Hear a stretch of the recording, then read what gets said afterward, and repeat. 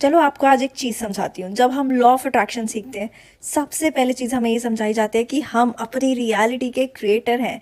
लेकिन अक्सर होता क्या है, हमें छोटा सा भी सवाल अगर पूछना होता है तो हम दूसरे लाइफ कोचेस के पास जाते हैं। सबसे पहले उनके यूट्यूब कमेंट सेक्शन में सवाल पूछते हैं। अगर वहाँ से जवाब नहीं मिलता तो उनसे कंसल्टेशन लेने का सोचते हैं। और फिर जब हमें उनकी फ़ीस बहुत ज़्यादा लगती है तो हम क्रेप करते हैं, फिर एक लाइफ कोच से दूसरी लाइफ कोच के पास जाते हैं और परेशान होते हैं कि हमें अपने सवाल का जवाब कैसे मिलेगा। पर सोचो, अगर आप वाकई अपने आप को क्रिएटर मानो तो क्या होगा। लाइफ कोच सिर्फ आपको रास्ता दिखाता है, चलना तो आपको ही है।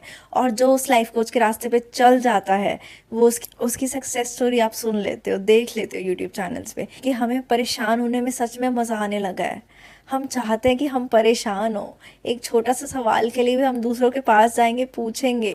और लॉ ऑफ अट्रैक्शन तो हमें ये सिखाता है कि हम क्रिएटर हैं। आंखें बंद करो, मेडिटेशन करने से पहले सवाल पूछो, 24 से 48 घंटे में आपका सवाल का जवाब आपके पास आ जाएगा। चाहे उस लाइफ कोच के थ्रू आए, चाहे कहीं और से आए, but you will get your answer, that is for sure. हमारा इनर बीइंग हमेशा हमेशा हमें रास्ता दिखाता है। लेकिन हम इतने बिजी हैं ना दूसरों से सवाल पूछने में, दूसरे की बातें सुनने में, दूसरे की राय जानने में, कि हम अपनी आवाज़ सुनना भूल गए और हमें नहीं पता कि कैसे सुनते हैं।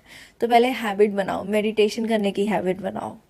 आवाज़ सुनो, अपने आप से कनेक्ट हो, अपने साथ टाइम स्पेंड करो। तब आप उसे अपने इनर बीइंग की आवाज़ हमेशा सुन पाओगे। और इवन तो जब मुझे कई बार फ़ोन कॉल्स उठाने होते हैं, मेरे अंदर से एक आवाज़ आ जाती है कि ये फ़ोन उठाना है कि नहीं उठाना।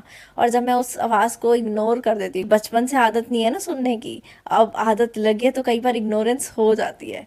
तो जब उठाती हूँ और फिर सोचती हूँ, अरे यार, मेरे तो इनर विंग ने मुझे बताया था कि नहीं उठाना है कॉल, और मैंने बोला छोड़ो छोड़ो कोई बात। तो अब आपको करना क्या है, मेडिटेशन से पहले अपना सवाल पूछ लो। और गलती से भी मेडिटेशन के दौरान कोशिश मत करो आंसर ढूंढने की।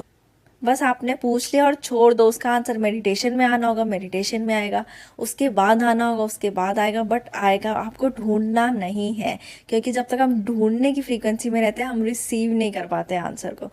तो क्वेश्चन पूछ के लेट गो कर दो। यूनिवर्स हमेशा आंसर देता है, बट कंडीशन ये है कि क्या आप सुनने के लिए रेडी हैं। तो अगर ये वीडियो अच्छी लगी तो इस चैनल को सब्सक्राइब और कमेंट सेक्शन में बताइए अपना सवाल क्या है, मैं उस पर नेक्स्ट वीडियो बनाऊंगी। Thank you so much for watching this.